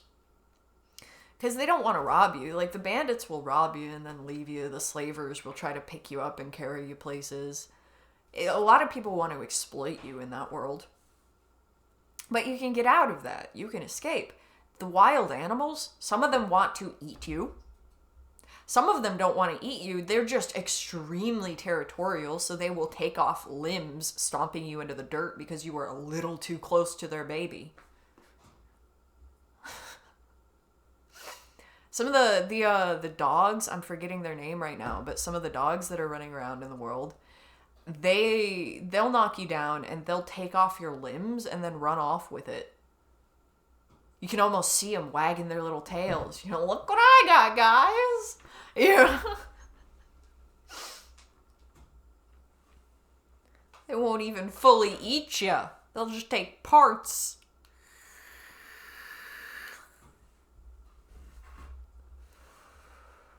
But in that game, again, even that's survivable because you got prosthetics in that game. But there's not many games that do that. Or any kind of version of that other than, you know, like, it fades to black, this character died, here's another reality where you didn't do that. Like, most of the time we are working with multiple realities as opposed to it's consistent in the same world. That's part of why I like Zomboid, because it's the same world. That person is dead, yes, but other people exist in that world. And what the person you were just following did will influence the other people in that world if they find it.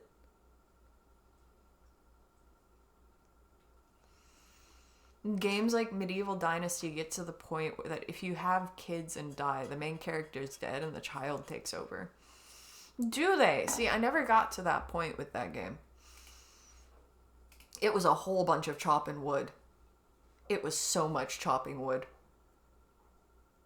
Maybe that's just the early phases of it. But I think I got to a point where I was limited on how much I could build.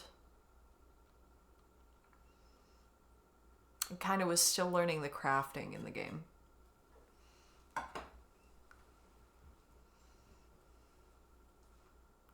The early phase just to set up the village takes so long that you kind of just lose interest. Yeah, I think I've gone back to that game like twice and done that same thing both times. I was working on the same world because I didn't want to lose that progress. But only got me so far. How many hours? I have 26.6 hours in that game. And I'm probably still in the like early phase.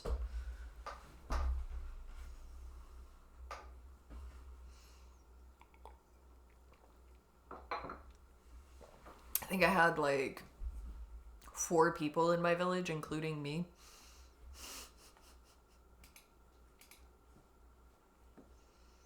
Like, it was starting to go places, but also it didn't feel like they were all contributing very much. I might go back to it, see, like, I may have been just on the verge of the actually entertaining part, because I like the idea of that level of management of the game. Where, like, I can build the houses. I'm not, like, crafting the houses, like, block by block, like Minecraft necessarily. But I'm placing them in the space.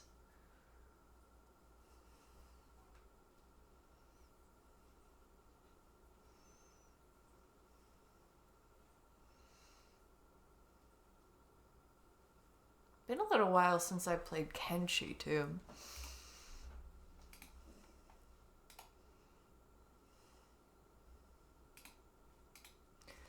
I've been wanting to go back to Oblivion Remastered as well, just because it's so interesting how it affected the world. Because it feels like all of the, like, certain world elements are intact. The way that people will walk around and talk to each other is almost the same, but it's almost, like, better in the remastered version. It's not as random and silly, but the conversations make sense. It's like it's picking the right answers a little bit better than it used to. And it's just enough to make it really immersive, especially with, like, nice graphics. Nice graphics, bro. Oh, yeah.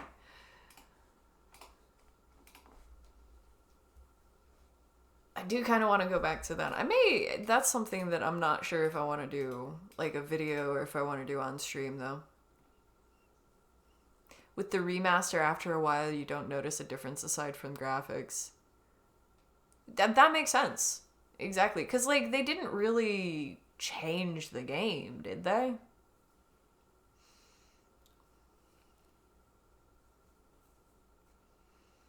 Clicky's here for Oblivion Remastered. Fair. Very fair.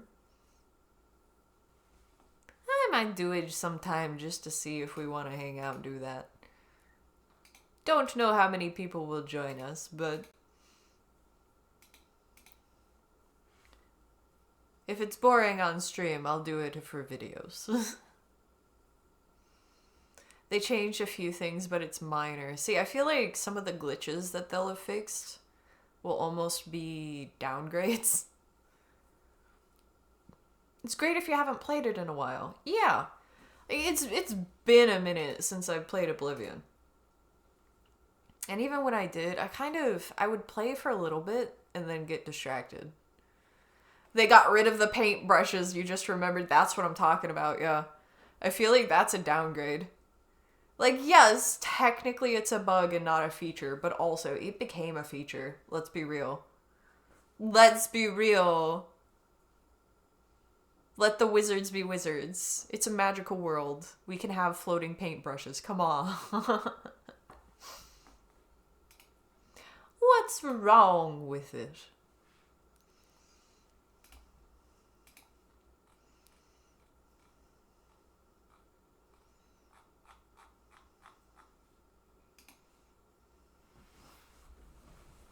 If you want to carry 500 paintbrushes and go anywhere, who's gonna say no?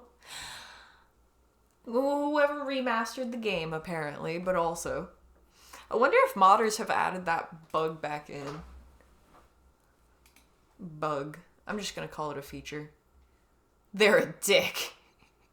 I feel like that is, if anything is going to have been re-added by the modders, it's gonna be that.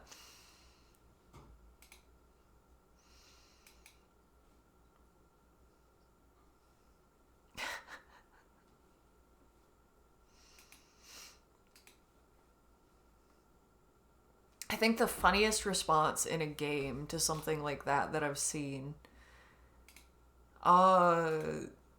it was, so basically you step out of your apartment in the game and you go down a hallway, and in one direction is an elevator that you can't really get into, and on the other end is a staircase.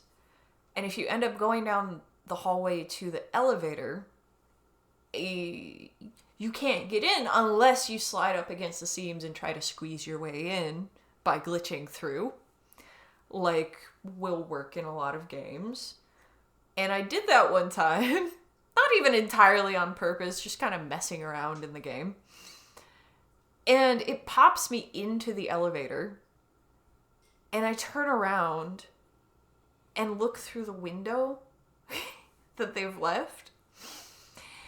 And the game dev, a character model of the game dev is standing there waving at me, smiling this huge, ridiculous grin. He's like, congratulations, you're trapped now. You have to reload.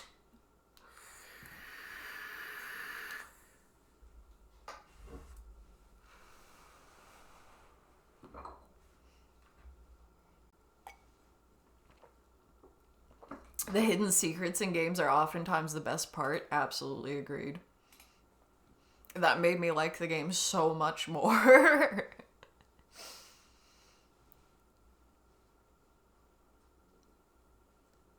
It shows that they were thinking about stuff like that. I think that I'm missing some of the things that tell you that the person who made the game was working on the game, plays games, and enjoys playing games. There's too many people in the gaming industry now that have no interest in games, don't even play video games, don't know what people want in a video game. So it's really refreshing to see those little details in there like that. Like, they know gamers so well that they knew that I'd do that. They know what we want. But you have to actually be a gamer to get that.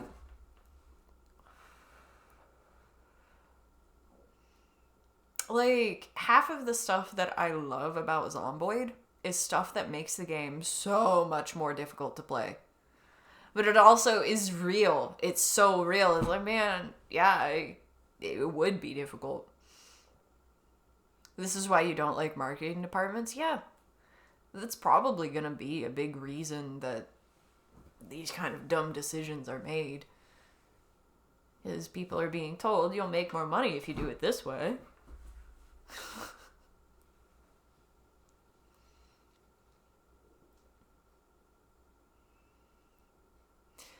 But yeah, you just don't get those kind of Easter eggs from people who don't play games. And it's sad. It's sad as somebody who enjoys playing the games.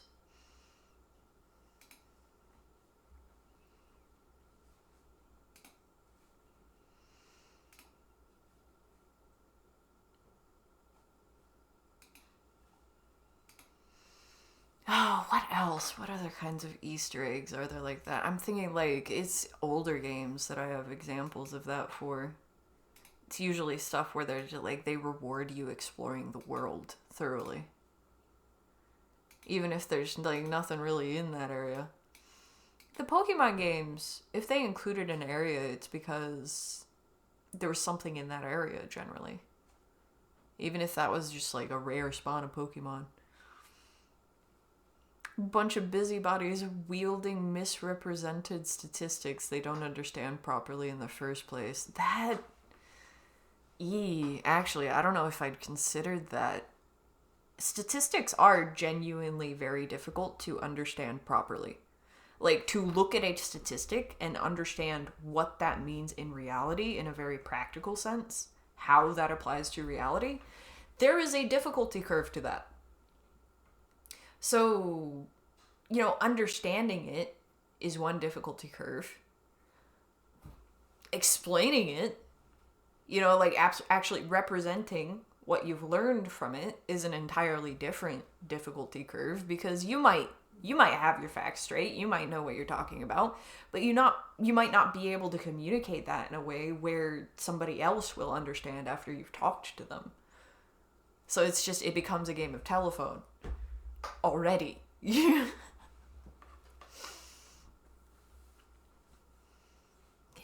that combined with just how specialist people get as far as, like, you know, one department is not considering the next department over, even though there's severe overlap between their jobs and the things that they should be considering, you know? Like, people are not in contact that should be in contact, is my guess. As part of that. But also, yeah, like, too much power given to people that don't understand what they're influencing is also probably going to be some of it. And then they start cultivating ego on top of it, and yeah, that's a whole mess. That's easily going to be a whole ass mess. Like, I have sympathy for it. It must be really difficult to be an individual in that situation with limited ability to change anything. that's going on there. Like, that's tough. You know? That is tough. Unfortunately, it kind of does come down to the people. Like, it narrows down to the people making the decisions that they're not really in touch with. At the end of the day, there's got to be somebody. And talking different companies, it's going to be different people, but it's probably around the same level of authority that things are going wrong.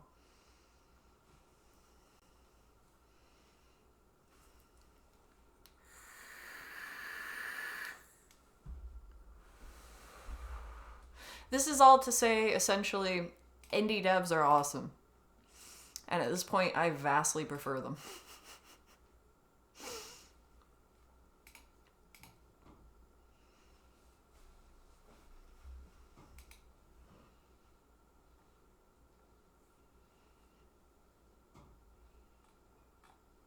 I've been getting back into Overwatch lately, and I'm really not sure what I think of it yet.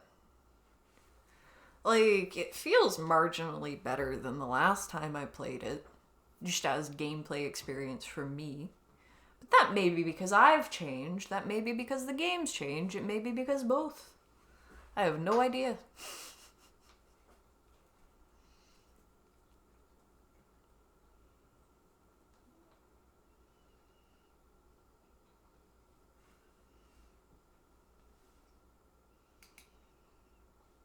I know, I'm still kind of bummed that there's no Overwatch original like they did with WoW. Just classic Overwatch, you know? As a consumer, you don't want the answer to which is more important, experience or money, to be money. And you appreciate when companies act as though they agree? Act as though they agree, yeah. You appreciate when companies act as though they agree. Agreed. Yeah. Like, at the end of the day, they're a company, so, like, money definitely is going to factor into that. But I think that we just... And maybe this is wishful thinking, you know, like, this is perfect world thinking, maybe. If we don't reward the money grabs, you know... If the answer to what's more important, experience or money, is the same, yeah, if you don't offer the experience, then you won't get our money, is the only way to do that. And that's much more simply said than done. Like, crazily more simply said than done.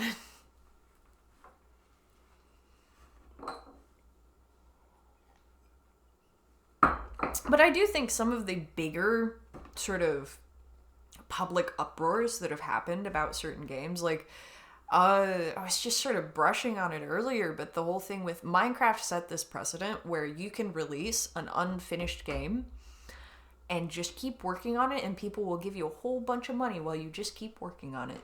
And not every early access game is going to be like that. Part of the thing with Minecraft is they genuinely were working on it. They were adding stuff. You know, like, it was a regular enough patch cycle that there was new stuff constantly coming. Even though the original game was very unfinished. You know, like, it was something to build stuff in, but there weren't even nearly as many blocks to build with at the time. Welcome, Sheikah. But yeah, we're talking the precedent that Minecraft set in some ways was good, in some ways was bad, in my opinion. Because for the devs that actually are going to work on the games, it's a chance that they might not otherwise have if they weren't making money while they were working on the game, you know? Yes, I'm on the ball.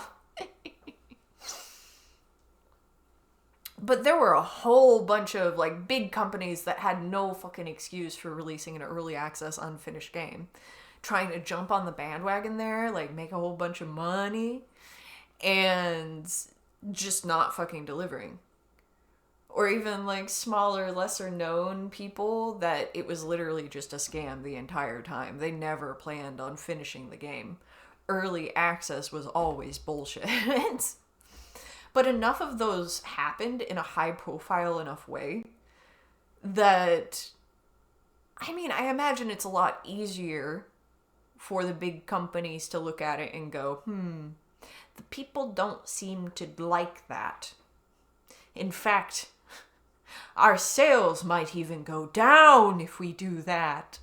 You know, like, that's what we want. We want them scared that their sales are going to go down if they try to pull some bullshit like that on us. And not just short term, not just for that game. They need to be scared that they're actually going to lose the trust of the consumer.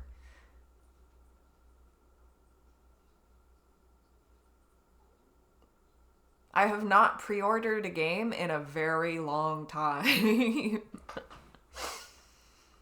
Like, at the top of the throat of the world in Skyrim is the notched pickaxe, as a tongue-in-cheek reference to Notch, the creator of Minecraft. Yeah, true, exactly. Like, Minecraft, the reason they were able to set that precedent was because they did it, you know? Like, they pulled it off. The original thing was interesting enough that people wanted to play it, and then they liked it, so they gave some money. You know? And I think originally, like, the early builds, before they'd added a bunch of stuff, I'm pretty sure that there was free access to some versions of the game that got people, like, just hooked enough to want more. But then even after that, it was very reasonably priced for how much work had gone into it, for how much was actually there and how much you could do in the game and how there was nothing else fucking like it at the time. They actually did something new in several ways at once. You're gonna build Jericho and then let Lewis bombard it with TNT cannons and shouts. All right. Bring another crossover into it, you know, Minecraft into Skyrim and then Skyrim into Minecraft in the form of shouts. Clicky saw a design for a working flying B-52 that used a TNT duper. See, this is what I'm talking about. Minecraft, you can do stuff in Minecraft that you just can't do in other games. They genuinely introduced something new beyond just the whole concept of early access. You know, like, that form of paying into a game while it's being made. I can't remember that really being a thing before Minecraft, and it was really a thing after the success of Minecraft.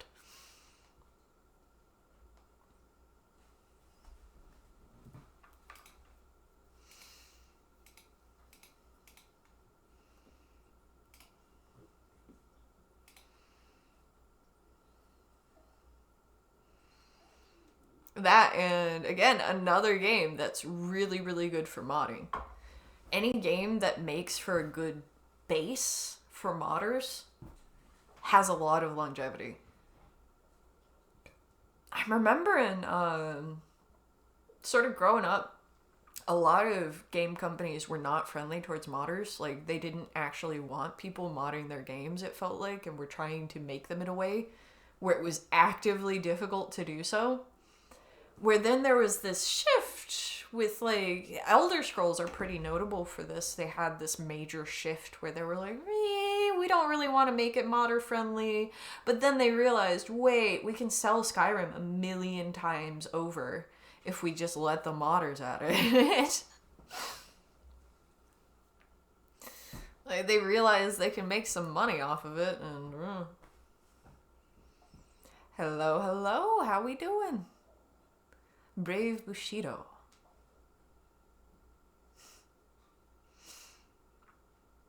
Almost 2 hours have passed and we're just hanging out talking. Time flies. Sheikah will sit on the ground and walk around our 120 meter diameter build of Jericho. And on the 7th day, you'll walk times, you'll shout, and you will drop the TNT because God has given us the city.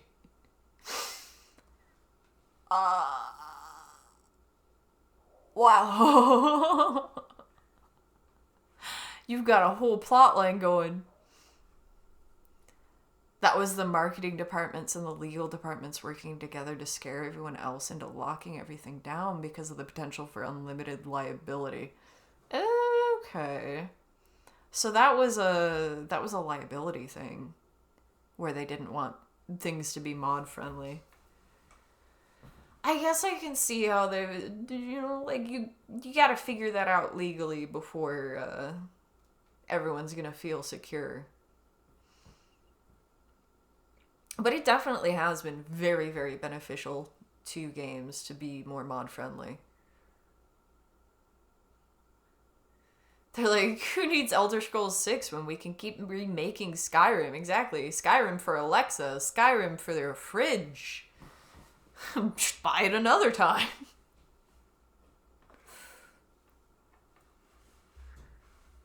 You get a Skyrim. You get a Skyrim. Everybody gets a Skyrim.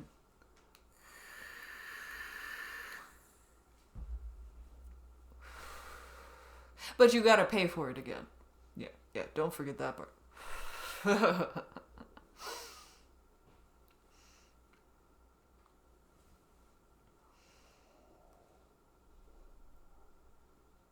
Can we please just get a co-op Skyrim in Skyrim before we get another Elder Scrolls? That's a good question. I feel like nobody really cares whether it's immersion breaking that there are two Dragonborn who are working together instead of against each other because, there's an expansion pack that kind of elaborates on that anyway. I feel like nobody cares about, like, the immersion levels for that. We'd just be okay if they made Skyrim multiplayer. But also, they'd probably have to, like, do so much anyway. I know that it took a long time for the modders to get it to work multiplayer. There is Elder Scrolls Online. Elder Scrolls Online was a huge disappointment to me personally. Like, I just do not think that MMO is the form that best suits the Elder Scrolls games. I actually think that D&D format is better than MMO format. And D&D format is hard to pull off. Well, yeah, even the multiplayer mod, that's literally just make it multiplayer, is better than MMO style. I don't care if it's immersion break. I don't care. There can be two of them. We're twins. We're twins. How many times do we talk about my Skyrim character can kick your Skyrim character's butt? Oh yeah? Show me. Oh, that's right. You can't. Because Bethesda hates us. That's right, Sheikah. We can't 1v1 each other because Bethesda hates us. I feel like I would want a system like in Zomboid where you can turn PvP on and off. Because I wouldn't want friendly fire in Skyrim. Although it would make it really interesting to have friendly fire in Skyrim. Surprisingly, the MMO format they went with isn't that bad, but it's mostly because it plays like a SP game? What is an SP game?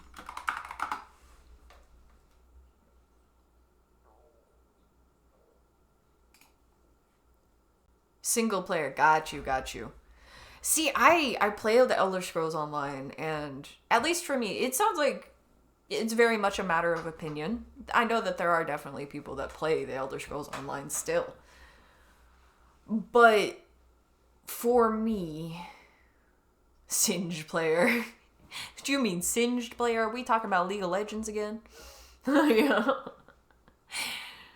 Yeah, no, just for me personally, Elder Scrolls game as an MMO took the entire Elder Scrolls vibe out of it for me. I don't know why it did that, but it did. It just felt like a bitch basic MMO to me. I don't know why, Because they changed things about it. I played in I beta tested that game. I'm probably why they added the I'm stuck button and made it permanent.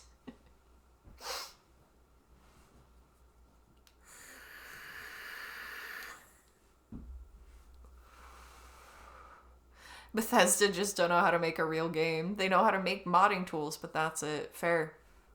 Fair, I believe that. I haven't looked at their modding tools, but I know that, oh no, I'm sorry, Sheikah.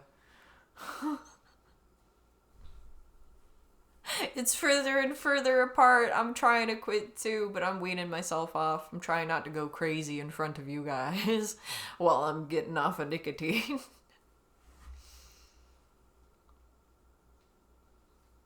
The fucking cries in response to League being accused of being a League player. They just release a broken game so modders can fix it. It really feels that way.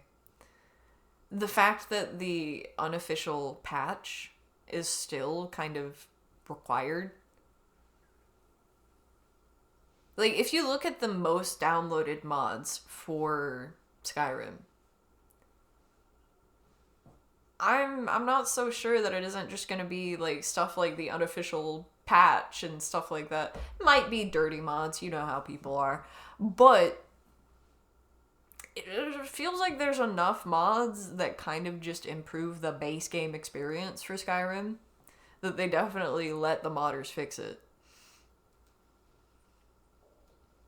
Skyrim isn't actually good. It's only alive because people keep modding it. Yeah, I feel like Skyrim was good for the first year. And that's the thing. Most games have some level of timeliness to them, where the elements in them hit right because of the time in which it's being released.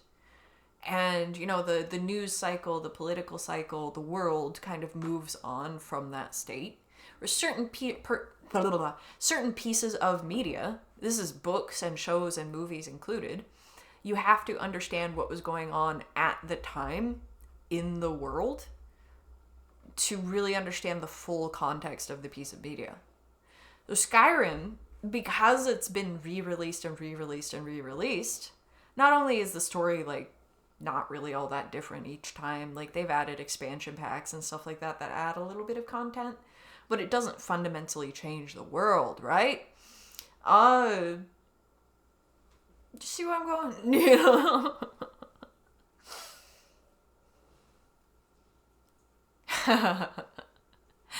Yeah, the mods keep it alive. The mods are what keep it alive because the mods add timeliness. The mods are constantly updated. The mods are all different. So they not only fit the needs and desires of each individual looking for a mod, but the same person might use hundreds of different mods over the time that they're playing the game. Different ones at different times, or just stacking them all on top of each other, or different ones for different play styles and stuff like that. Because the mood shifts. What you want out of the game shifts. It's just the story doesn't shift too.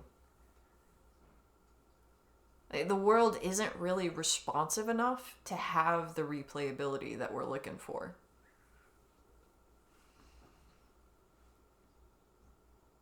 Sheikah, 10 a.m. this morning and you hit 96 hours. It's now 1, so you almost have 100 hours into quitting. No nicotine, no caffeine. Congratulations. Keep going. You got this. The Naruto mods. You leave my Sharingan Nord alone.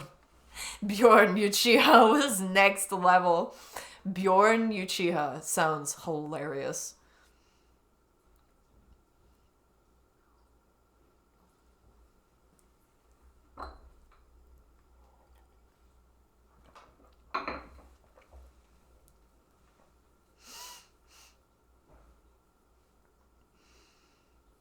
Yeah,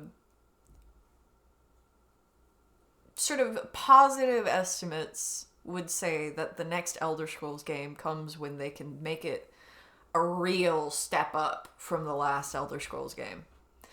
But realistically, looking at it, I'm pretty sure that they've just been riding off of being able to barely change the game and make a whole bunch more money off of it again. I don't know that they're necessarily even waiting on anything. I think, sure, probably. Probably. The next one they release is going to be taking advantage of the current level of technology, but if they re-release it a million times after that, then it's going to get outdated really fast.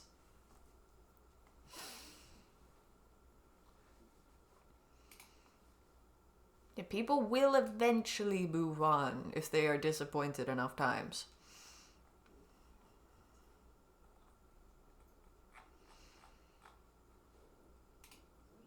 But this is right around where I would like to stop. I've been here for about 2 hours. But it has been fun talking, getting to know you all a bit better, saying hello to a handful of new people, or at least first chatters. Don't know if they've been here before.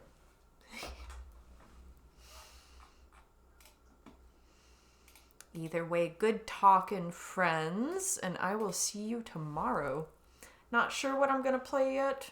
We will see. I love the nerdy conversations we have here. Myron dies tomorrow, if we're lucky. I will see you soon, friends.